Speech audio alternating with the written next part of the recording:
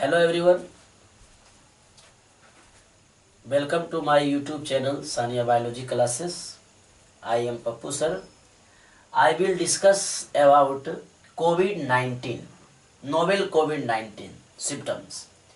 आज इस वीडियो के द्वारा हम ये आपको बताने जा रहे हैं कि कोविड-19 का जो सिम्टम्स है, लक्षण है, पिछले वीडियो में आपको बता चुके थे कि लक्षण क्या होता है। एक लक्षण सबसे ज़्यादा इम्पोर्टेंट होता है कोविड-19 में, वो है निमोनिया। निमोनिया जो है इसका डेंजरस स्टेज है, डेंजरस स्टेज इसको कहा जाता है। निमोनिया जो है, यदि इस रोग में निमोनिया हो गया आपको, यदि इस वायरस का इन्फेक्शन हुआ तो कुछ दिनों के बाद आपको निमोनिया हो जाएगी। निमोनिया होने के बाद ही उस पेशेंट को बचाना बहुत ही मुश्किल होता है, तो इसीलिए ये काफ़ी डेंजरस होता है। तो ये कैरेक्टर सिम्टम्स हो गया कि कोविड-19 में निमोनिया, नाक का बहना, आँख का लाल हो जाना और खांसी होना, सूखा खांसी जिसको बोलते हैं कि खखार या बलगम नहीं आना, सूखा खांसी होना, सांस लेने में तकलीफ होना, ये सारा दम्मा फूलना, ये सारी समस्याएं, ये सारे लक्षण किसके, कोविड-19 के हैं। तो ये सारे लक्षण आपको पता चल चुका है कि ये क्या होता है। अब आपके सामने ये बताने वाले हैं कि इस वायरस का कोविड-19 का स्टेटस क्या है। अभी करेंट स्टेटस इसका क्या है, कोविड-19 का करंट स्टेटस अभी तक क्या है। तो आपका कहना है कि किसका करंट स्टेटस, किस व्यू से, तो मेडिकल पर्पस के लिए, मेडिकल पर्पस में, मेडिकल स्टेज में या मेडिकल एरिया में अभी तक इसका क्या स्टेटस है, तो कोई भी स्टेटस इसका नहीं है। No examine for treatment, successful treatment, यानी अभी तक इस वायरस का मेडिकल साइंस में किसी भी देश में सक्सेसफुल ट्रीटमेंट नहीं मिला है। कोई भी एग्जामिन, इसका ट्रीटमेंट का कोई एग्जामिन नहीं हुआ, जांच अभी तक नहीं हो पाया है। अभी तक कोई भी ऐसा मेडिसिन या अभी तक कोई भी ऐसा मेडिकल साइंस के जितने भी एरिया है, एलोपैथ, आयुर्वेद, होम्योपैथ, नेचुरोपैथ, इन सारे एरियाज में किसी भी एरिया में अभी तक भी कोविड-19 से लड़ने का एंटीबायोटिक या वैक्सीन तैयार नहीं हुआ।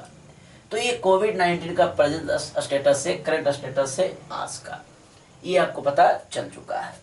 तो इतना डेंजरस है, तो आप लोगों को ये जरूर जानना है कि आप ऐसा करें और जाने इसे।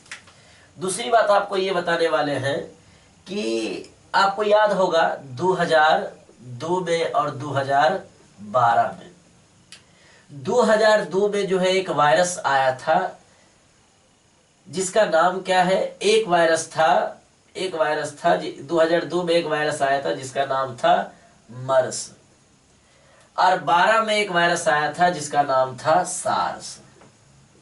ये आपको जानना है। तो मर्स और सार्स क्या है, तो इसको कहते हैं मिडिल ईस्ट रिस्पायरेटरी सिंड्रोम, ये आपको जानना है। इसको कहते हैं सेवर एक्यूट रिस्पायरेटरी सिंड्रोम।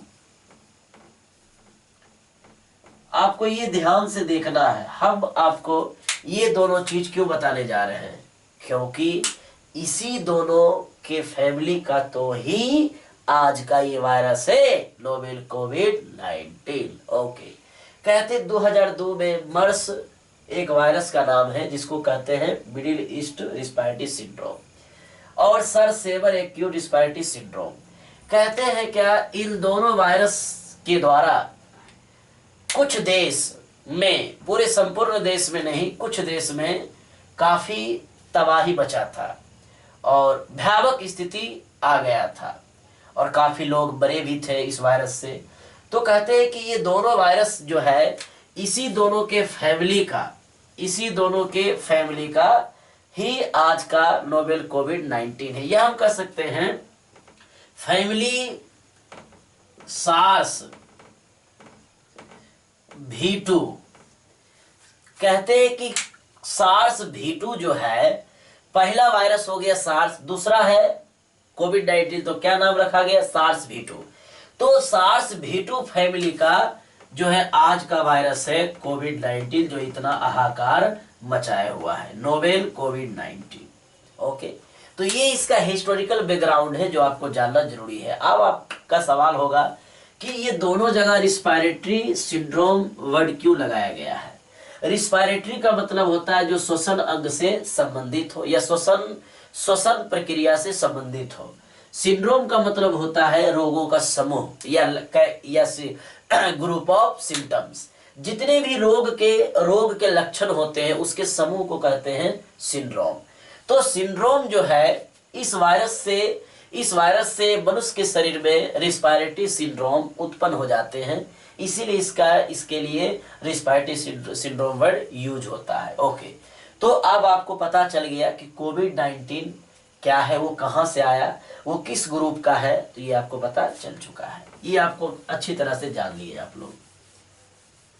दूसरी बात है, ये आपको देखना है कि इस वायरस का जो है स्ट्रक्चर कैसा होता है। सभी व्यक्तियों के मन में एक सवाल है कि टीवी पर जो चित्र आते हैं, इमेज आता है, डायग्राम आता है, समझ नहीं आ रहा है। जितने भी बायोलॉजी के स्टूडेंट हैं उसको ये पता नहीं चलता, अभी तक नहीं चल पाया है।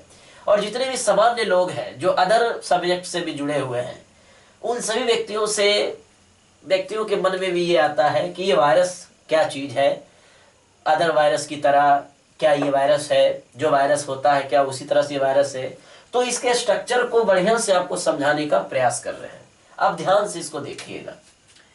तो कहते हैं कि इसका जो स्ट्रक्चर है पूरा अल्ट्रा होता है। अल्ट्रा स्ट्रक्चर का मतलब जिसे इलेक्ट्रॉन माइक्रोस्कोप से देखा गया, जो अति सूक्ष्म है, बहुत ही ज्यादा छोटा होता है, उसी को इलेक्ट्रॉन माइक्रोस्कोप से देखा जाता है। और ये हो गया इस वायरस का स्ट्रक्चर बना रहे हैं, आपको ध्यान से समझना है। ये हो गया वायरस इस तरह से। कहते हैं इसके बाहर जो है निकला हुआ रहता है नोब। इसके बाहर जो है नोब निकला हुआ रहता है, इस तरह से नोब निकला हुआ रहता है, इस तरह से नोब निकला हुआ रहता है। इसको कहते हैं इन्वेलप ऑफ ग्लाइकोप्रोटीन। ये स्पाइक की तरह होता है। स्पाइक बोला जाए तो क्राउन यानी कि ताज की तरह, ये ताज की तरह होता है, स्पाइक यानी क्राउन की तरह।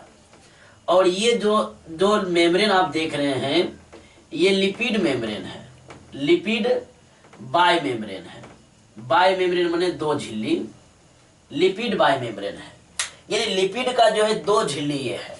और बाहर में जितने भी निकले हुए हैं ये सभी क्या है, क्राउन है। और ये सभी जो क्राउन आप देख रहे हैं, ये सभी जो क्राउन आप देख रहे हैं, ये सभी क्राउन क्या है, प्रोटीन का बना हुआ है।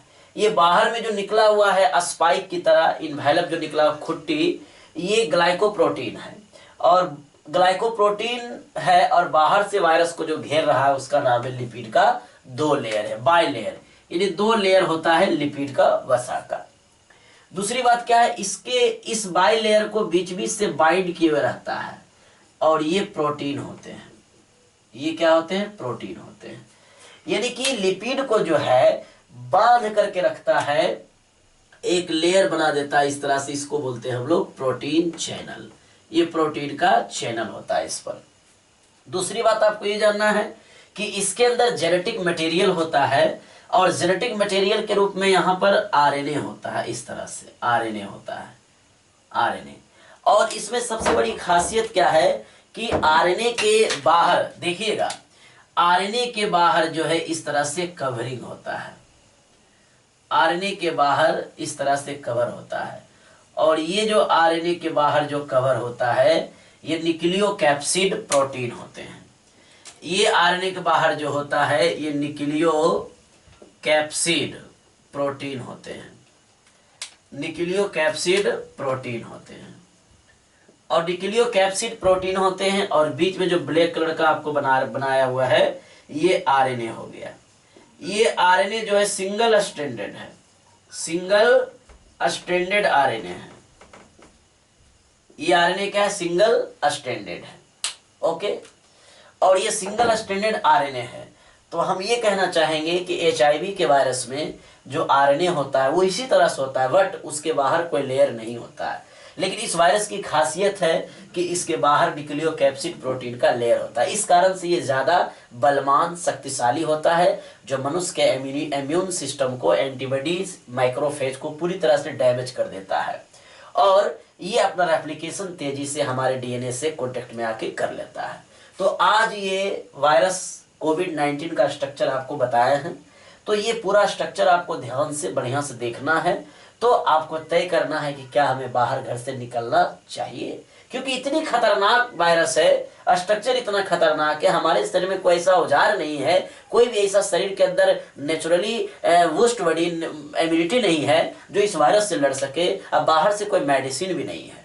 तो इस वायरस का स्ट्रक्चर आज इस लेक्चर में आपको दिए हैं। अभी तक फिर बोलना चाहूँगा कि अभी तक मेरे चैनल को आप सब्सक्राइब नहीं किए हैं तो कृपया सब्सक्राइब करें एंड ज़्यादा से ज़्यादा शेयर करें। Thank you.